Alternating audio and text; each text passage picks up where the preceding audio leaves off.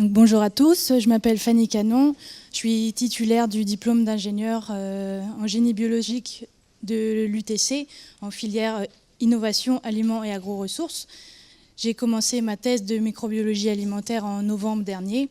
Mon sujet s'intitule « Favoriser la coopération entre bactéries lactiques au sein d'une communauté vers de nouvelles applications alimentaires ». Je suis à l'UMR STLO de l'INRA sur le campus Agrocampus Ouest de Rennes. Je suis encadrée par Valérie Gagnère et Anne Thierry et mon école doctorale est égale.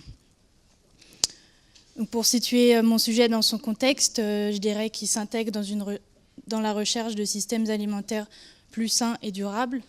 Je travaille sur un mélange de lait et de lupin, donc une légumineuse riche en protéines.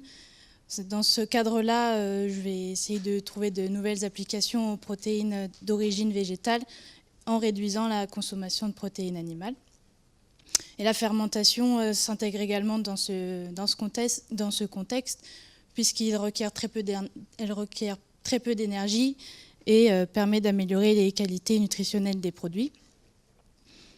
En ce qui concerne le contexte bibliographique, il a été montré que dans de nombreux cas, la coculture de micro-organismes donne de meilleurs résultats que la monoculture.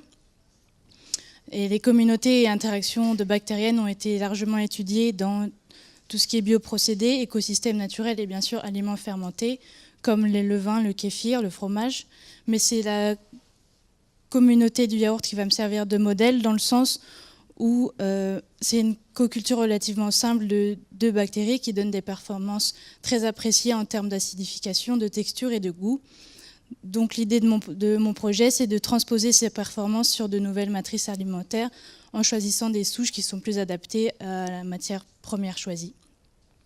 Une question de recherche que je vais essayer d'aborder dans le cadre de ce projet, c'est quels paramètres favorisent les interactions positives entre les bactéries lactiques d'une communauté, donc en essayant d'induire un mutualisme ou un commensalisme entre les souches, ou au moins éviter une compétition et les phénomènes de cheating.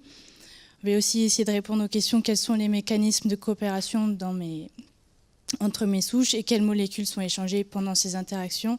Et enfin, je vais essayer de voir s'il y a des effets bénéfiques sur les propriétés nutritionnelles et organoleptiques de mes mélanges lait et lupin fermentés. Merci à tous.